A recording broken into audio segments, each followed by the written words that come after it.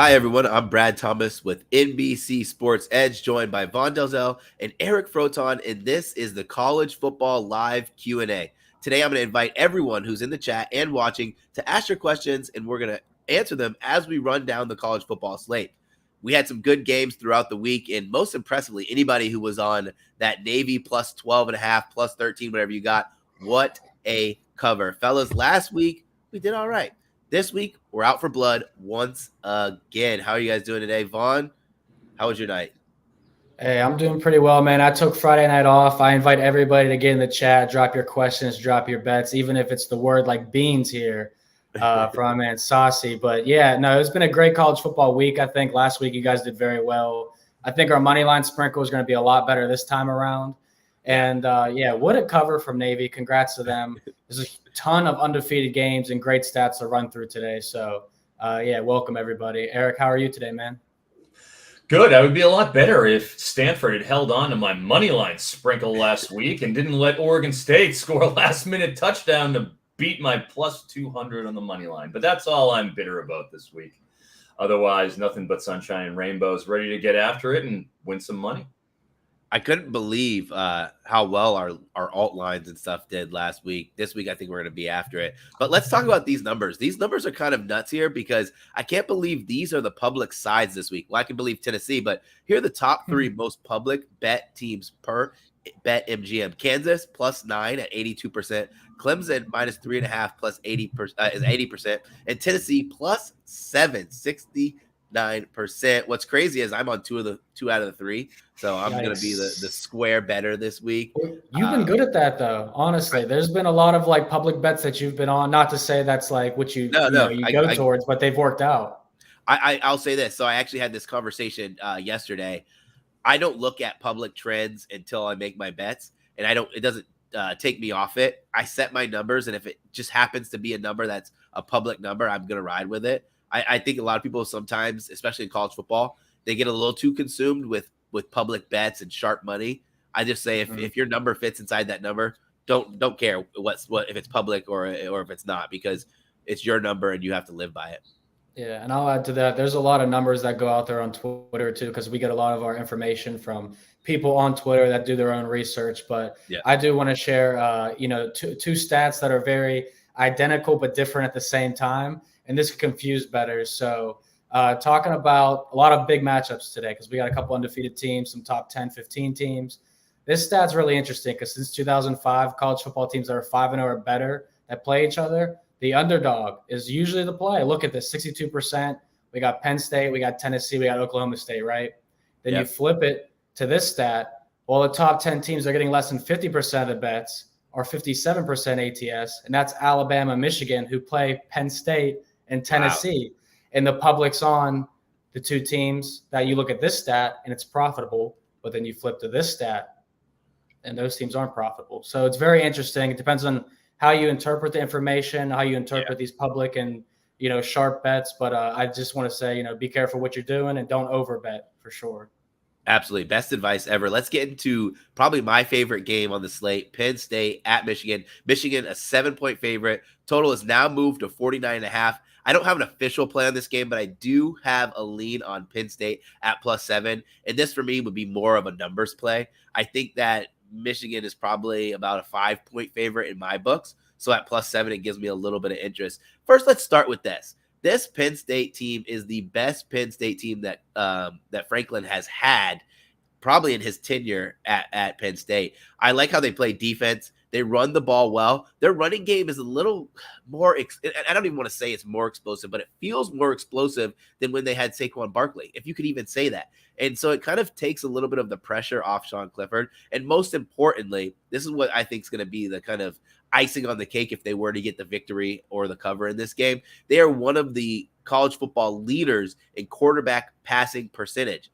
So you already have a quarterback on the other side of the ball who doesn't really complete a ton of passes. And what I mean that is it's just not the style of offense they play. So if they're able to stop Corum and really put the ball in McCarthy's hands, then I think they stand a chance in this. Vaughn, I know you have a bet in this game. Tell me why you like the total.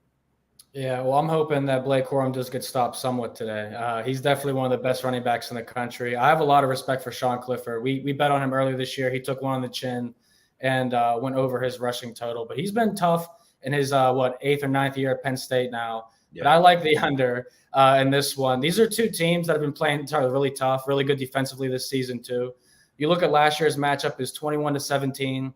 The year Penn State did go into the Big House and beat Michigan, there were no fans in the stadium. So I actually I don't put too much emphasis on that, but it could be somewhat a revenge narrative for Michigan. So that makes me scared to play the Penn State side as much. But the last 4 years, we've seen 49 or less points from these teams.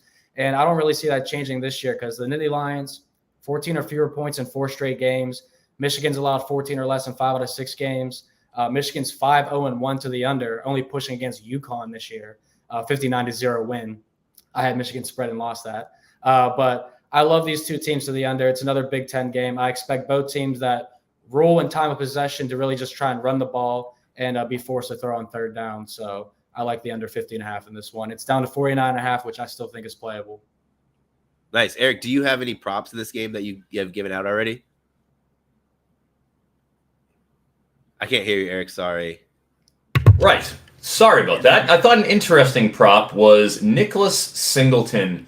Opened at, he was up around 80 yards on Prize Picks when he opened in the soft market, the parlay market, as I like to call it. But once DraftKings FanDuel opened up, he's right at about 61.5, I believe is where he stood this morning.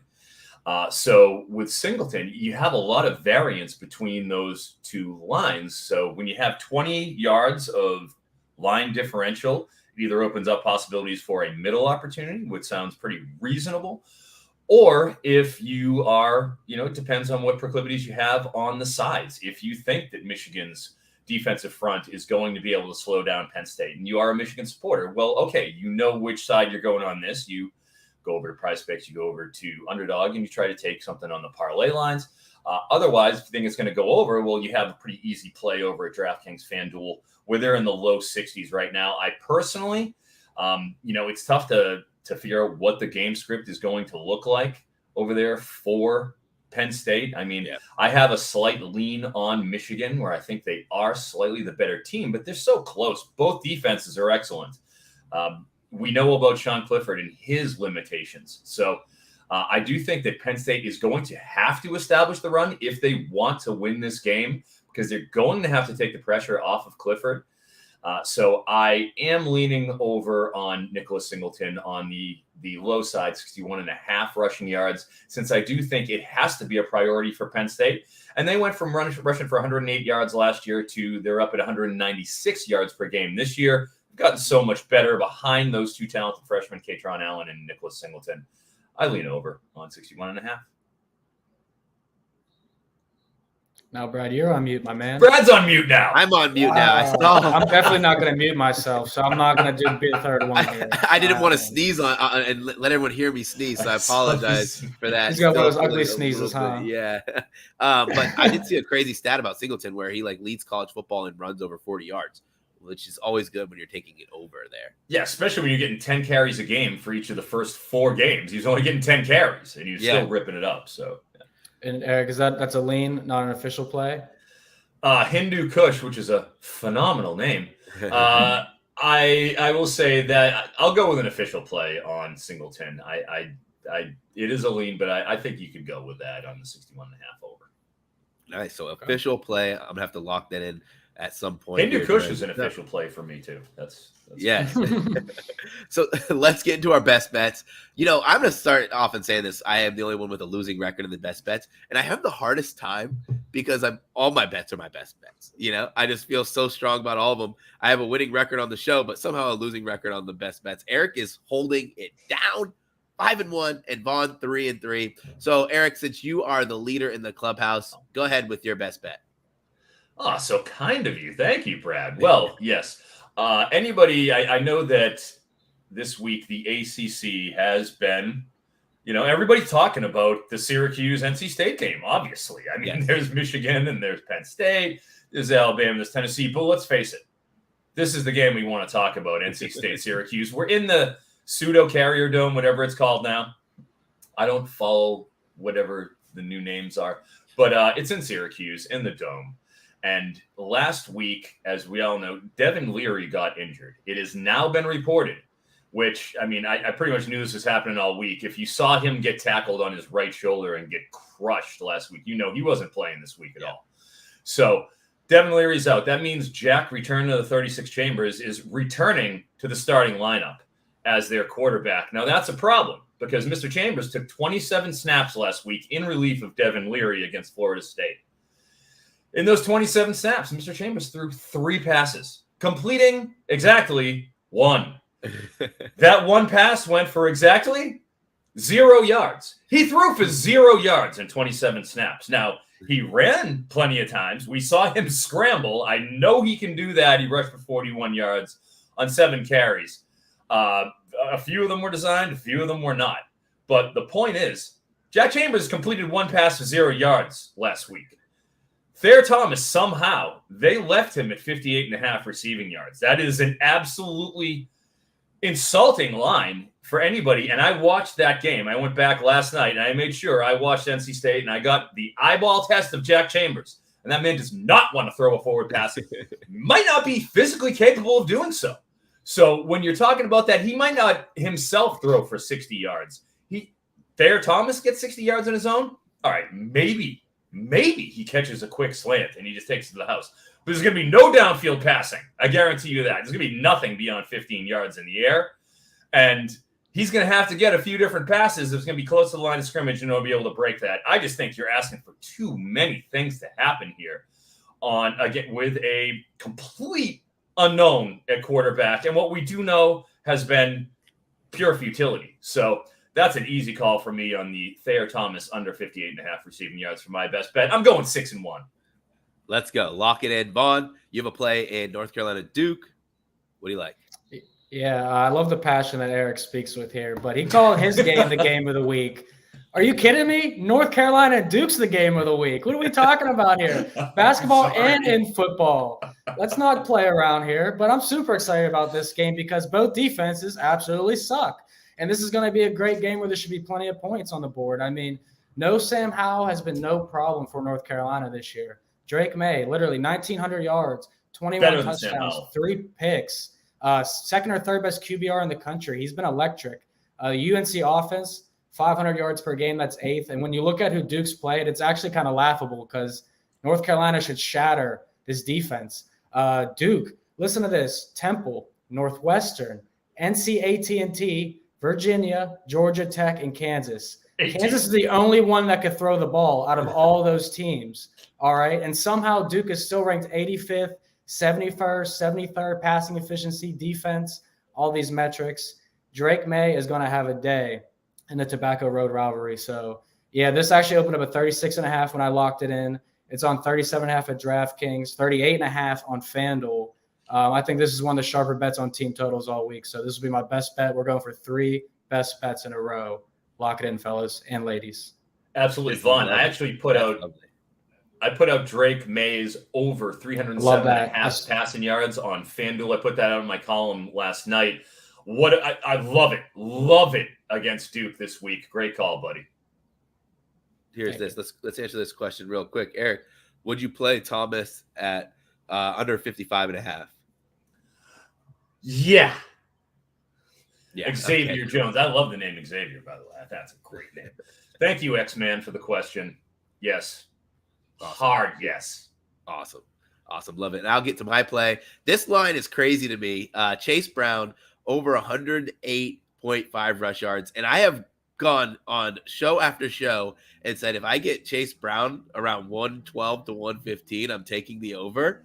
And it opens at 105, 108. But what's even more crazy is it opened at like 115 on all of the parlay sites. And so I saw this on FanDuel and I'm absolutely pouncing. We already know with the DeVito situation, Illinois is going to run the ball. Chase Brown, one of the most dynamic running backs. And this Minnesota team, while if you look at them from box score to box score, you're not going to say there's a team that's going to allow a lot of rushing yards. One thing that Minnesota's defense does is they allow a lot of big chunk runs, when you have a guy who's going to get the ball over 20 times, 23 times, chunk runs are going to add up, and that's exactly what Chase Brown's specialty is. This is a line that I like to fit in every game except one. So that is my best bet. I can't, when I have seven yards lower than the total I set for myself, man, I have to take it. Yeah, I like this play a lot. I don't think you're going to get much of a disagreement from Eric or I because, he's just been Mr. Consistent for them. And DeVito's playing today, but he's not going to be 100%. We should definitely know that. And, even him at 70% is better than Satowski at 100%. Yeah. So Illinois is definitely, they got a puncher's chance to win this game outright, a team that continues to win, surprise people. And Chase Brown's a big reason why, along with the defense. Yeah, absolutely agree. Razor sharp picks. Don't know what's up, fella. Let's make some money. That is what we're all about, is making that money. Guys, I think it's time that we bring in the Zach attack. Bring him in for his top 3 games. Everybody wants to bring Zach in. Zach, how you doing today? The Zach attack is that one hits close to home. Years ago, my mom said if I ever had my own sports segment, I would have to call it the Zach attack. So the fact that I've gotten that jazzed up twice in a row now is would make the mom happy. So I'll happily welcome the Zach attack title for this, and happy to be on with you guys again. Looking forward to throwing out a couple games here. I love that. Zach, first game, Ohio versus VMI over 59.5. Why do you like the total in this one? The great thing about totals is the ones that need to get overs, they tend to feature no defenses in some of the ones that are higher scoring, and this one is a pretty high scoring total of 59.5, and in fact features 2 teams that don't play any defense. Just taking a quick look at both Western Michigan and Ohio here. I went ahead and just kind of laid up some side-by-side stats. Points allowed per game, Ohio is 127th. They're allowing 40.7. Western Michigan is not too far behind. They're 101st, allowing 30.8 points per game. Yards allowed, Ohio's actually dead last. They're allowing over 560 yards per game. Western Michigan's a little bit better here. They're allowing just 384 yards per game, but defensive success rates are both near the bottom. 10 in the nation, Ohio 118th, Western Michigan 123rd. Another thing I really like about this game in particular, we'll get into quarterback Curtis Rourke in a second from Ohio, who's been phenomenal out the gate. Ohio is 18th in passing rate, and Western Michigan is 49th worst in defensive success rate against the pass at 46.2%. And then obviously Ohio, they're just treacherous as well, 14th worst at 50.5%. So I think both teams are going to be able to air the ball out here. Ohio throws at a higher rate, so I like their chances to really kind of torch the Western Michigan defense through the air. But getting on Curtis Rourke for a second, like I said, he's been awesome this year. I've got him lined up for a couple DFS games, currently throwing 1,944 yards, 14 touchdowns, just 2 interceptions. He's actually 5th in the nation in yards. His completion percentage is almost 71%. That's 10th best. He's averaging 4.8 deep ball attempts per game. On those attempts, he's turned them into 548 yards and another 5 scores. So Rourke is really just kind of lighting it up. Obviously, he gets a MAC competition here against Western Michigan. I went back and looked real quick at Western Michigan overs in their last 2 seasons, dating back to last year. The over is 10-9, but it's actually 5-2 in Western Michigan home games. So the hometown crowd is certainly not helping them out defensively. A lot of high scoring games on both sides for that. And I just think it's going to be a game that's going to have a good chance of going over the 59.5 points here. So I really like this one in a classic MAC shootout. Yeah, this is actually one that I considered too in a lot of ways, because when I looked at Ohio's games outside of Penn State and Iowa State, the 2 Power 5 teams, I put a 40+ on them, which you would assume they would. Yeah. I mean, Florida Atlantic, 41-38, Fordham, 59-52, Akron, 55-34. It's just, action. It's to the max. They love to score points. So they do. Yeah, I'm not going to disagree with that one whatsoever. That was one I definitely liked. I leaned the Ohio team total. Let's talk about another game, because I honestly didn't have an opinion on either of these 2 teams, so I wanted to hear yours. You like San Jose State. They're taking on Fresno State. Why is that? So Fresno State's been wildly disappointed. They were 1-2 with quarterback Jake Haener under center, but Haener hasn't played the last 2 games. He's been out with an injury. That's led to Logan Fife being the quarterback here. In his 3 games played on the season, which include 2 starts, Fife has thrown for 431 yards, no touchdowns, and 4 interceptions. Not exactly great against the Spartans defense. It's already allowing the 9th fewest points per game in the nation at 14.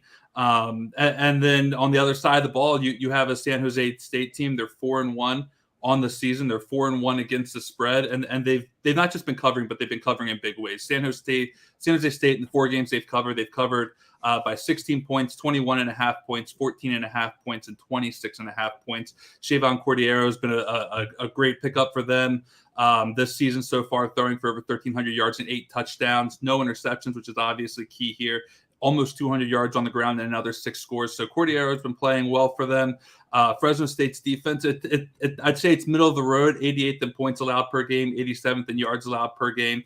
Middle of the road, trending back, I would say, for them. That it just, they haven't quite lived up to the hype, but it's tough when you don't have a quarterback who's able to move the ball downfield for you and get you in the position to get some points on the board. The Spartans are actually forcing just over 1 interception per game. That ranks near the tops in the nation as well. So they're on the road. The Spartans are in this one. They're still laying 8.5 on the road. But one thing that I also take into account with this game, last year San Jose State lost 40-9 at home against a team that's once again going to be without Jake Haener, backup quarterback who's yet to throw a touchdown. I think the Spartans could step up and cover in this one, and kind of a revenge game after getting blown out at home last year. Sure, absolutely. Yeah. It's funny you should mention this game. I actually had this in my opening lines, the big movers column, early in the week on Monday. This is a game that opened up at -3.5. Yeah. And when it became clear that Jake Haener was not playing, it went up to at the time of writing my column on Monday, San Jose State was -7. It has since gone up, obviously, to -8.5. It just continued to do so because, this was an easy read early in the week. Like, he wasn't playing. Jake Haener was not playing after getting carted off with a high ankle injury. It was not in the cards. And as mentioned, this San Jose State team has won the last 3 games by a combined 107-29. Yeah. They eviscerated UNLV last week. Which is good because UNLV is 4-2. Like, they're actually been very surprising this season. Yes. Yep. This was the wake-up call. They lost Brumfield, their quarterback, early on in that game. But, it became obvious that with a backup quarterback in, they couldn't move the ball against San Jose State's defense that ranks 17th against the pass. 27th in overall defensive performance. Like, this is a good defensive team. And they have Logan Fife, as you mentioned, under center, the 3rd most renowned Fife in all of American lexicon. This Paul Pfeiffer from Wonder Years, obviously, number 1. Number 2, close number 2, Fife Dog from Tribe Called Quest, right, Brad, Vaughn? Yes. R.I.P. the great Fife Dog. I'm a Q-tip guy, but that's fine with me. Absolutely love this pick. Moving on, Zach, I wanted to get your opinion on Wisconsin versus Michigan State. You have an alt line play for me, which is always interesting. I love hearing about the alt lines. We have our ladder segment, so why don't you fire off and let us know about what you think about this game? Yes, so I get a Big Ten derivative pick every week is what I'm tasked with doing here. It's gone pretty well so far, and part of that is in fact thanks to the Michigan State Spartans, who I've gone against the last 2 weeks. I did an alt line for them against Maryland. I think that was at Maryland -10. They ended up covering there, and then last week I did an alt line of Ohio State covering in the first half against Michigan State by 15.5. They did that easily as well. So the Sparties are making me money, and I might as well kind of stick with that again here. And I'm looking at a Wisconsin alt line here. I think the line's still currently Wisconsin -7. I'm pumping it up just a little bit, going for the double-digit win. Wisconsin's still on the road here at Michigan State. It's a home game for the Spartans. It's in fact their homecoming. So hopefully I don't end up eating my words here, but it's not really a secret at this point. Michigan State's not been great. But before we get to them, I want to go back to Wisconsin, who fired head coach Paul Chryst last week. Jim Leonard, former defensive back great in several NFL teams, always kind of that guy who teams love having on their roster. Jim Leonard stepped in, interim head coach. They won 42-7 last week at Northwestern, so he's already got a little bit of a road win under his belt, even if it's against a semi-down Northwestern team. Graham Mertz surprised with 5 touchdown passes in this one, 299 yards. Even Braylon Allen, who didn't rush for a touchdown, happened to throw a 23-yard, scored in this game as well. Wisconsin had over 500 yards against Northwestern. They were solid defensively, as we might expect maybe against a Northwestern team nonetheless. But it was certainly an inspired brand of football from a Wisconsin team that's fresh off their head coach being fired.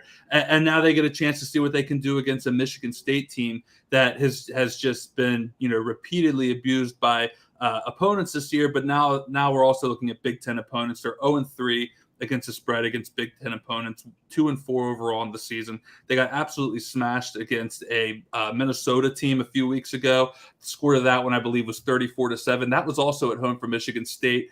So the home game's doing them really no favors. And then last week they lost 49-20 again at home against Ohio State. It's probably more of a 49-13 game. That one touchdown they got at the fourth quarter came with about 5 minutes left in what I think we could classify as garbage time. So between Braylon Allen and Wisconsin's run-heavy approach, I think that's going to give them trouble on the ground against a down bad Spartans defense, 75th in points allowed per game, 115th in yards allowed per game, 108th in yards per play, 108th in defensive success rate. There's not a lot to go on here when it comes to Michigan State's defense. So I'm pumping this line up a little bit. I think Wisconsin's going to be a fine running the ball. I think Braylon Allen's going to have a solid day. But after seeing Graham Mertz go for almost 305 last week, I think they could probably take advantage of a pretty bad pass defense as well in Sparty. So I'm pumping it up to 9.5 on the alt spread here and just getting a few more points for me. I love it. I love it. I love it. Zach, thank you so much for joining in the Zach Attack. Have a great weekend. Let's win some ton of money, man. Take care, guys. Have a good one. Absolutely. To Zach. Let's get into some questions, and I want to tackle this one first from Will Gray. Tons of public love for underdogs today. Intriguing or concerning? And I will say this, and I'm guilty of being on a lot of these public sides, especially a couple of the public road teams. In college football, there's so many public dogs that happen. I call them square dogs. And it's intriguing, but it's also very concerning. And I get guilty of this too, where you take these public dogs who are almost double-digit dogs on the road. A lot of times you think about, they're going to be a really good team. They're going to cover the spread, but we forget about how much home field advantage plays in college football. So, there's times I get worried, but I like to say this, and I don't know if I said this on the show. I did say this on the show. If it's your number, it's your number. You stick to your number. Don't worry about it. Because all we can control is the numbers that we set for ourselves. Do you have a thought on this, Vaughn? No, I mean, it's underdogs are the way to go in college football more than likely. I mean, if you're playing favorites consistently, you're going to probably be losing. Yeah, especially, because one team today that I'd be willing to go to bat for as a favorite is Alabama, to be honest. Yeah. Everyone's on Tennessee. Alabama's not getting any money. Bryce Young's going to be back. So that's one situation here. I do want to shout to Gerardo, who's playing Nebraska in the Big Ten championship. Hilarious, my guy. Hilarious. They won't be playing anybody in the postseason this year. Spaniard Princess, go blue. That's the side I would be on today for sure. And D. Smith, if you're still watching, you missed out our Penn State, Michigan State cap. Brad likes Penn State plus the 7. I like the under 50.5. And Brad or Eric liked the running back Singleton over 61.5 rushing yards. So definitely like those. Any other questions you guys want to attack in the chat? We definitely encourage everyone to hop in there now. Ask your questions. Let's talk about this. We can talk about this Tulane game for a second. It is Tulane minus 12. They're on the road, I believe. Listen, South Florida won it. South Florida 1-5. They look terrible. No one's going to the games. Tulane's a strong team, especially offensively. I would probably say they win this by 2 touchdowns.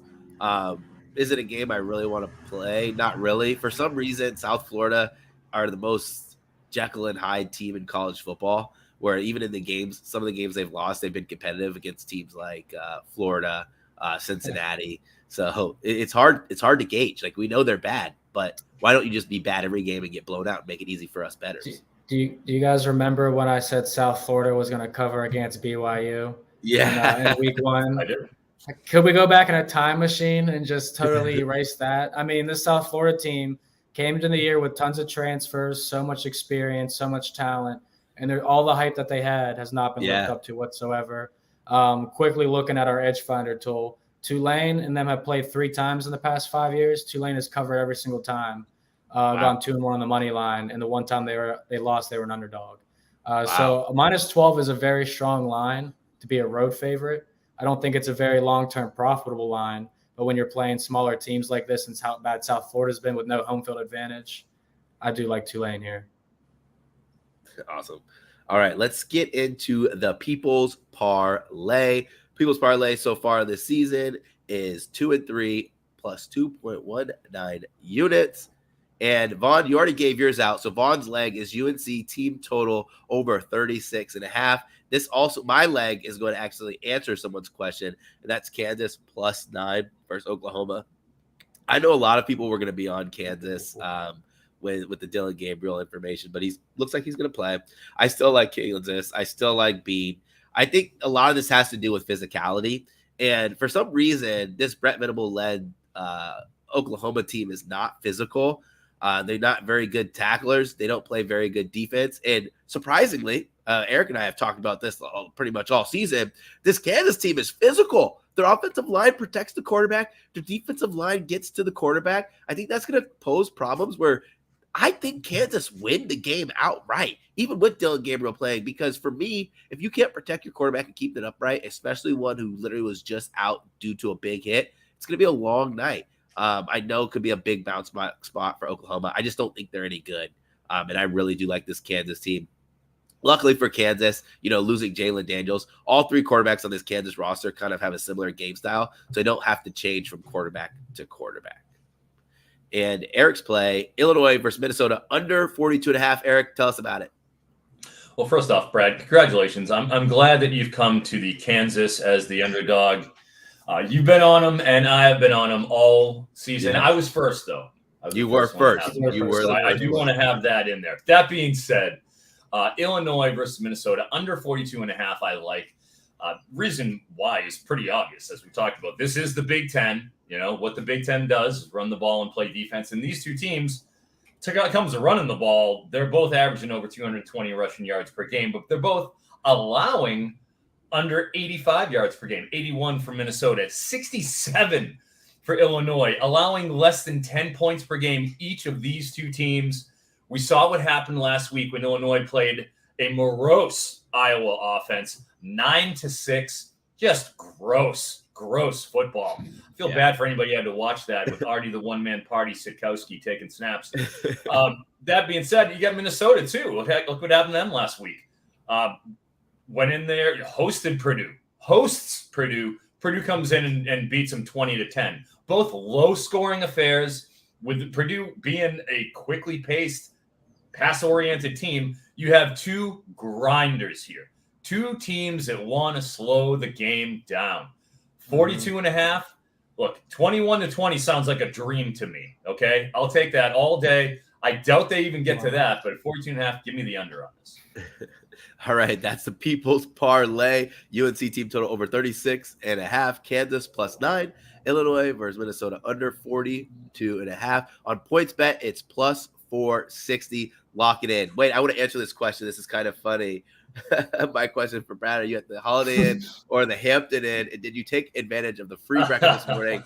I'm actually at a Hampton Inn. So Hampton, if you guys want to throw some good dollars. Razor. And I did not take advantage of the free breakfast. I actually, if you guys can't tell, I woke up with a little bit of a cold after going to a concert. And so I took advantage of the hot tea. I got apple cinnamon. It has been so tasty. Well, luckily you might have a cold, but the hair is still on point. Dude, I woke up this morning and I was like, the hair is sick. The hair is sick. We're good. Like, I may not be feeling so good, but product will be in this hair, and I will be Demolition Man ready for this stream. Man, I've been blessed to have this hair. They said I was going to lose this hair by the time I turned 23. I'm 30 now. They lied. This whole head of hair, so we're killing it. Guys, I want to invite you guys to play college football pick'em on NBC Sports Predictor app for a chance to win $10,000 every week. The best part about this, it's free and it's easy to play. You can go from first downs to touchdowns. You can win big. Feel free to enter with plenty of cash prizes. Go download the NBC Sports Predictor app. Let's get into the second big game of the day. I want to start this off. Alabama minus 8.5 at Tennessee. Total 66.5. I was supposed to be at this game. And as you can see, I'm actually at a Hampton Inn instead of sitting close to Neil Inn. But guys, I want to tell you one thing. If you guys don't know about this game, the winner of this game gets a tradition. We get to light up our cigars. And the winner lights up their cigar. I've had the cigar waiting for this game. We have won 15 straight times. And I say we, that's Alabama, which means I've had a cigar for 15 straight years. Don't tell my parents, because that make me, under the legal cigar age. But listen, Alabama is 8.5-point favorite, and Tennessee is the most public bet team. However, the spread went from Alabama -7 to Alabama -7.5. Even one bettor placed $115,000 on Tennessee +7. This is a game I probably wouldn't bet. If I do bet, it'd have to be Alabama. Listen, can we talk about an overreaction, guys? We all do it. Everyone does it. Before the Alabama game, before the Tennessee game last week, the line was 10.5. Tennessee goes out there and they blow out LSU. Alabama struggles against Texas A&M and the line moves to 7. But what people fail to realize in that Tennessee game is how much of that wasn't actual football week-to-week game script. There was a special team score.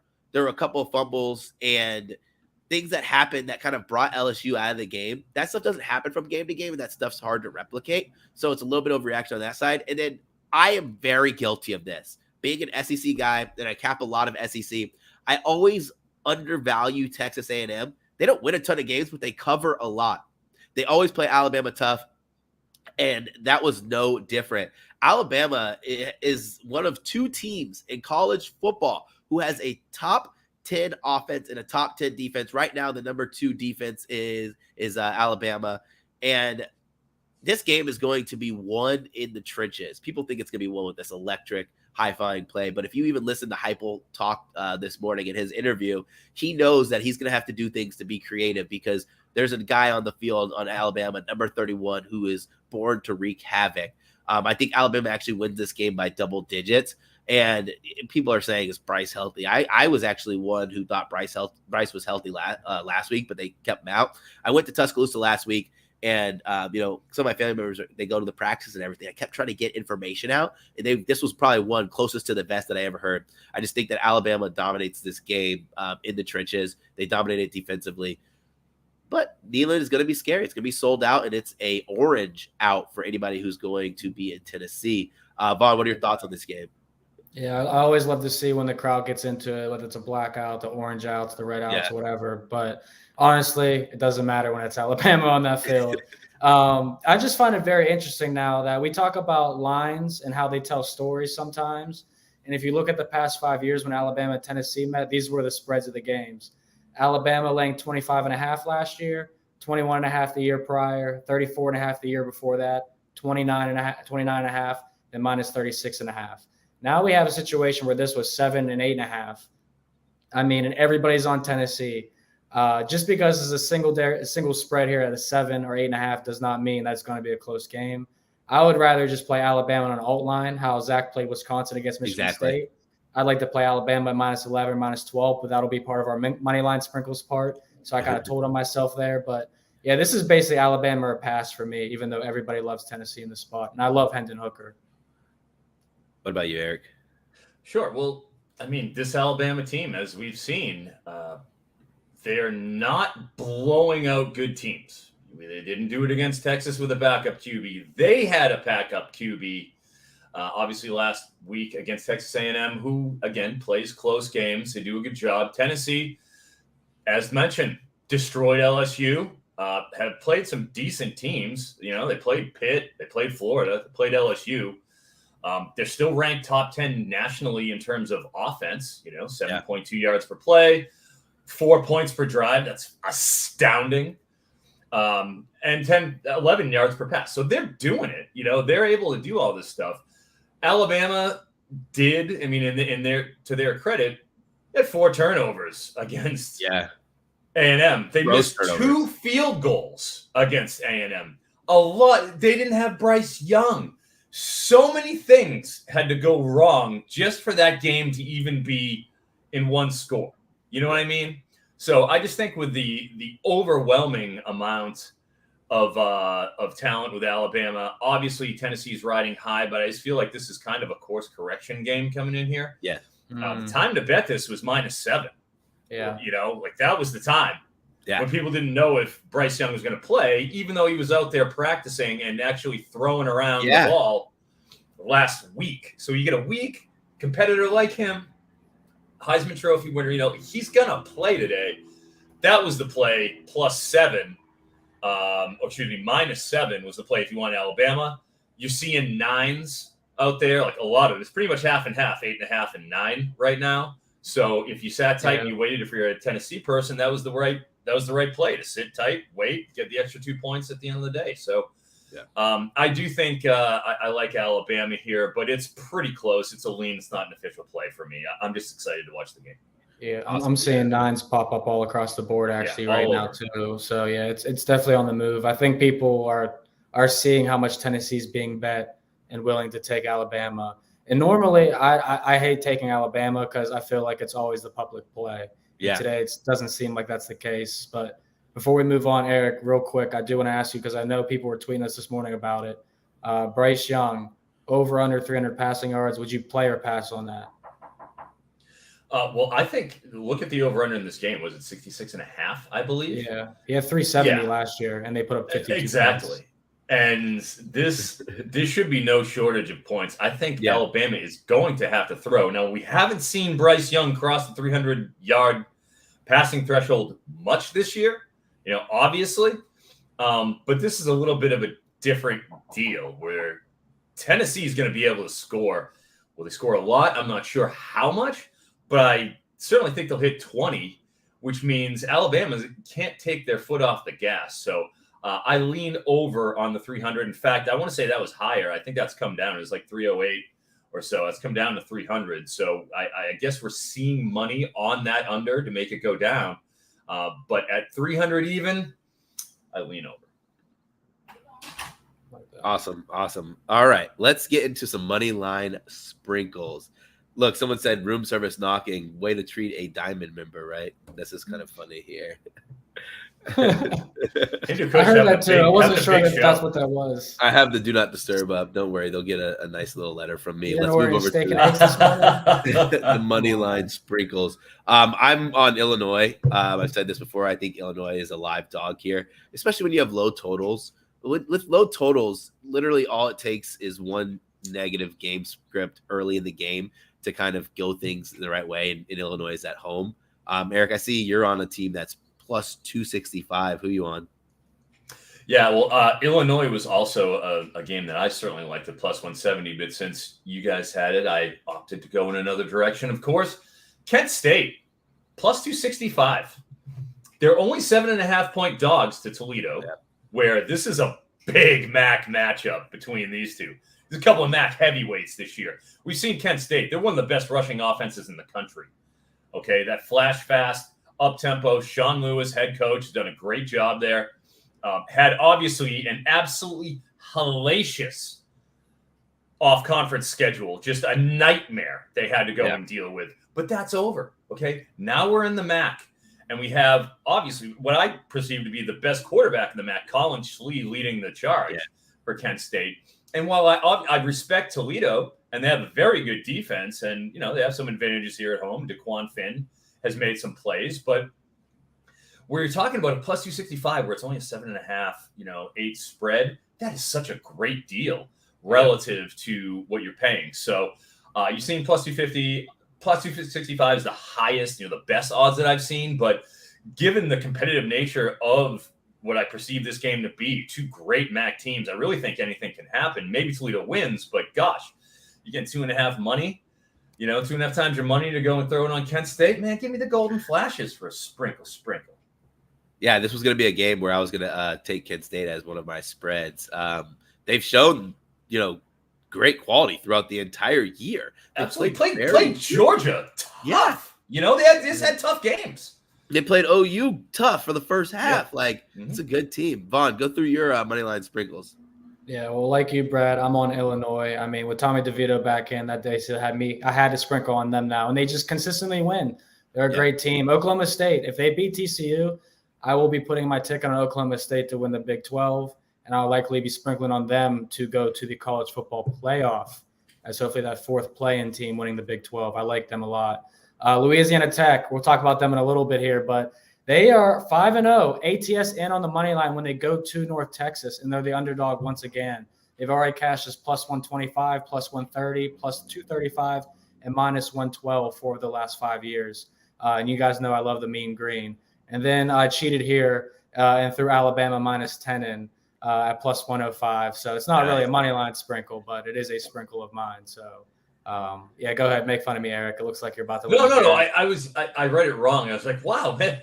+105 on Alabama. You're about to Venmo me right now. Oh wait, -10. Put that line in. I'll say this: when you play high volatility games, it's always better to play alt lines.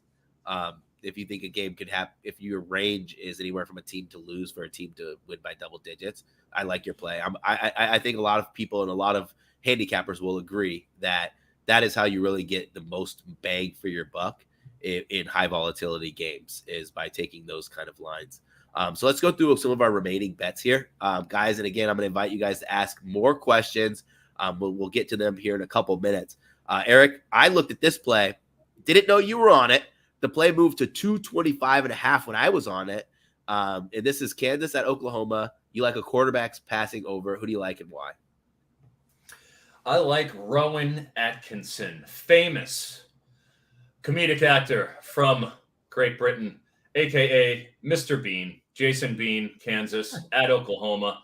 I don't know if you guys, took a look at what our good friend Mr. Bean did last game, but after coming in for Jalen Daniels, Mr. Bean actually cleared 300 yards passing. Like, he came in and was damn good. Oh, not 300 yards, excuse me. He hit 262. 16 of 24 passes completed, 11 yards per attempt, 4-to-1 touchdown interception ratio, 262 passing yards. Again, they only threw 24 passes against TCU last week, okay? And they're playing the Oklahoma defense, which we saw what happened last week to Oklahoma.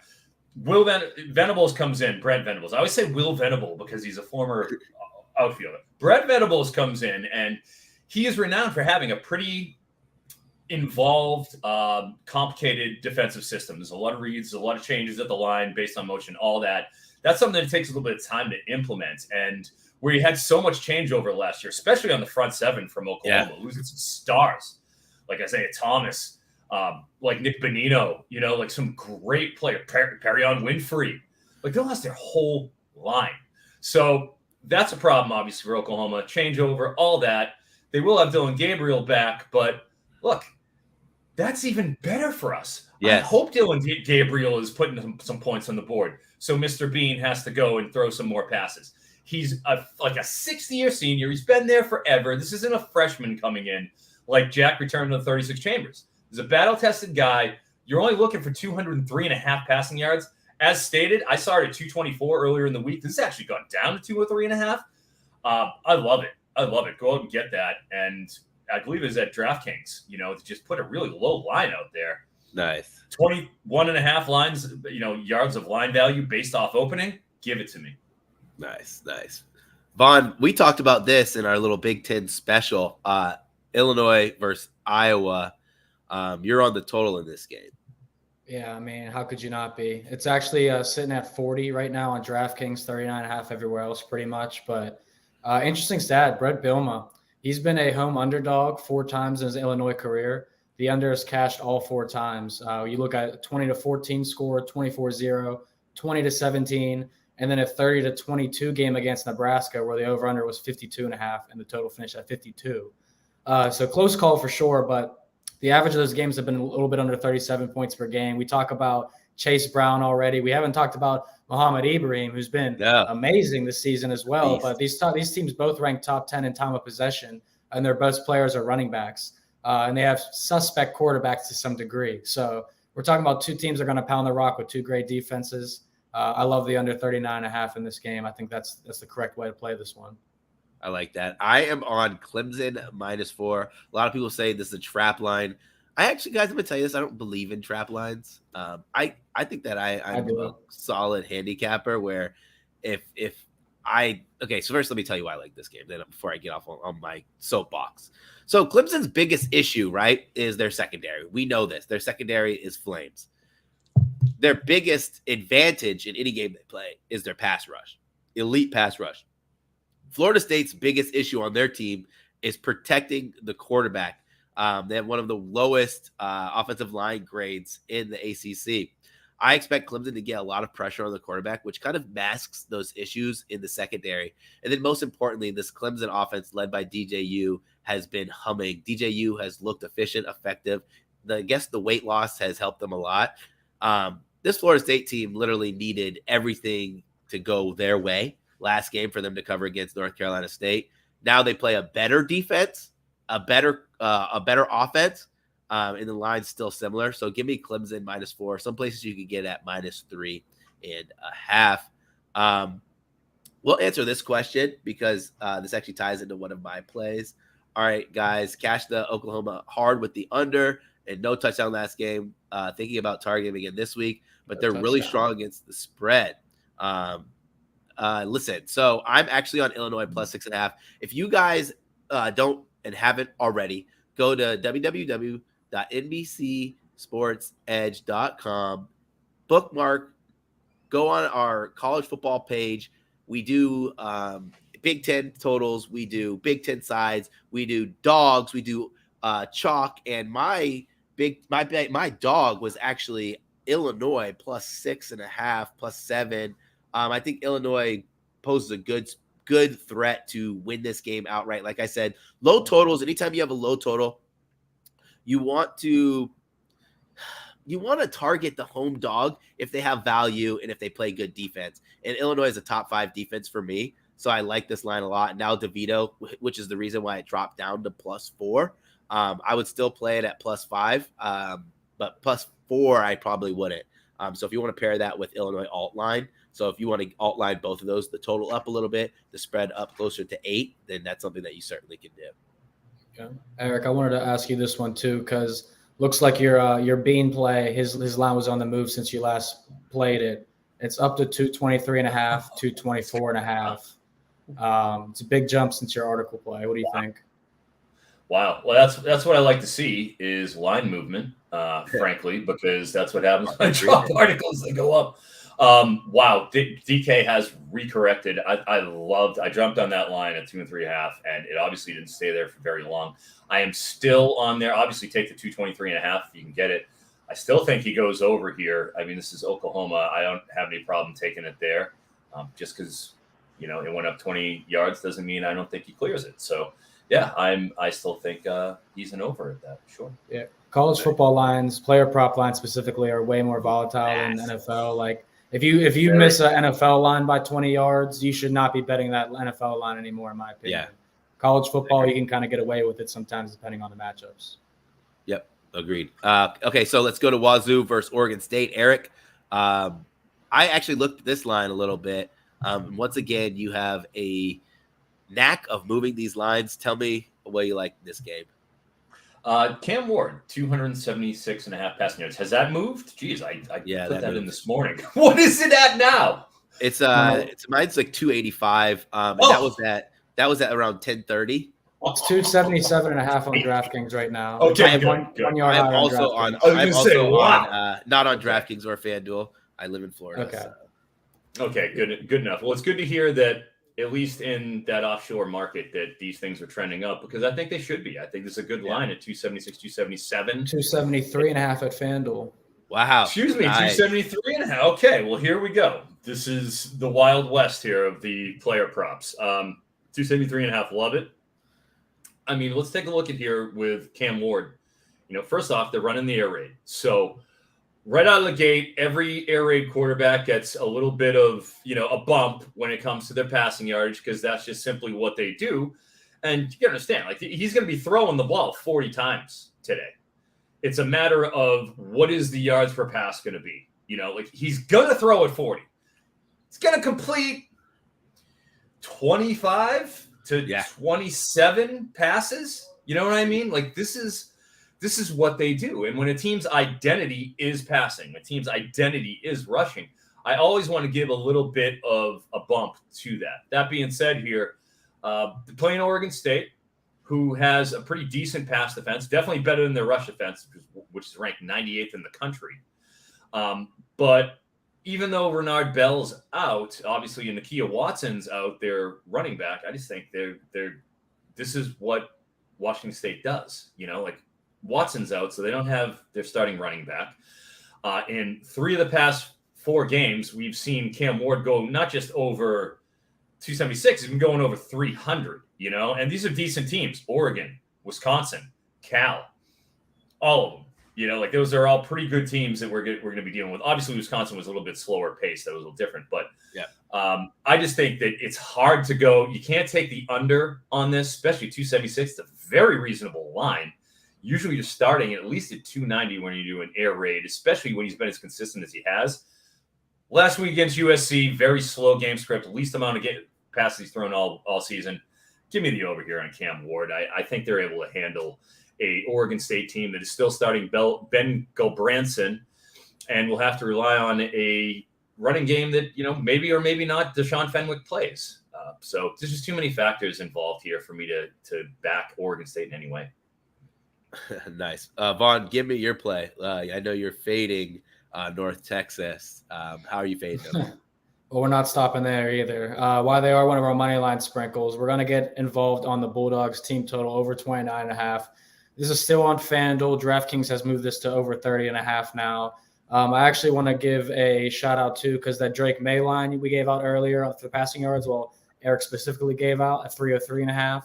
It's now up to 312 and 313 everywhere. Nice. So continue to ride that one if you haven't. I like that play a lot. But Louisiana Tech in the spot, like I said, they've had success against North Texas when they're at North Texas. This is a great bet for the over in general because both defenses are so bad.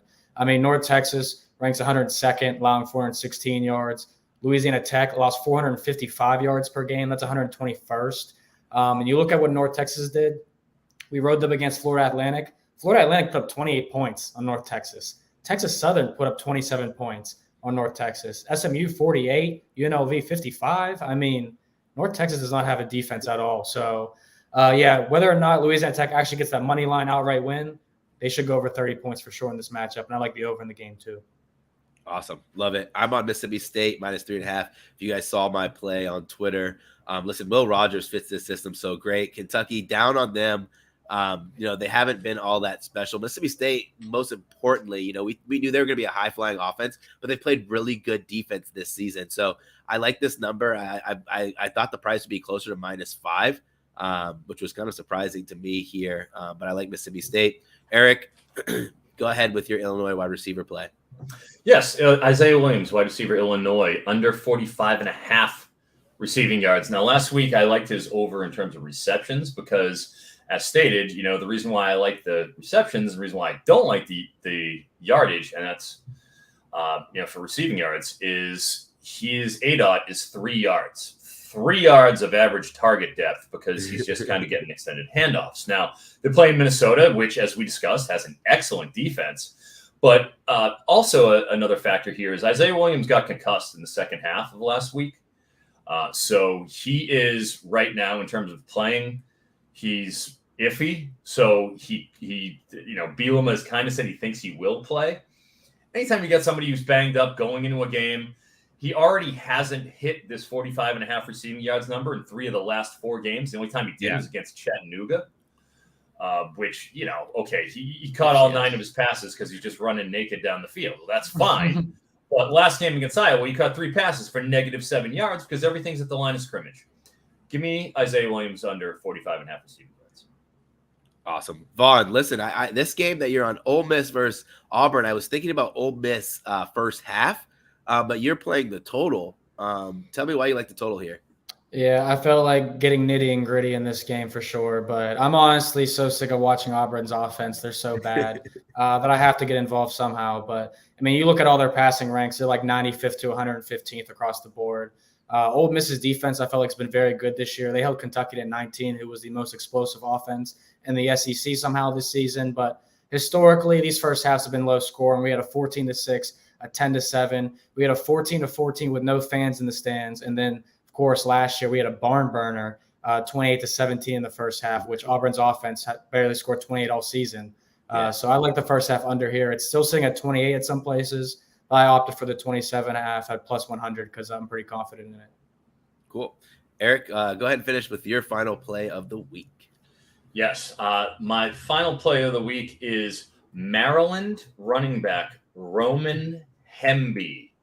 Now, Mr. Hemby, He came on the scene pretty hot 3 weeks ago against SMU. He got 16 carries, went for $151, in addition to catching 4 passes for 62 yards. So he had a 200-yard total yard day against the Mustangs, which really busted him out in the scene. However, since then, his production has steadily decreased. The following week against Michigan, 16 carries, just 48 yards, 3 yards per carry in that game.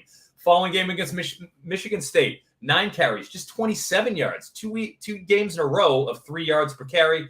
And then last week against Purdue, just 7 carries, 26 yards.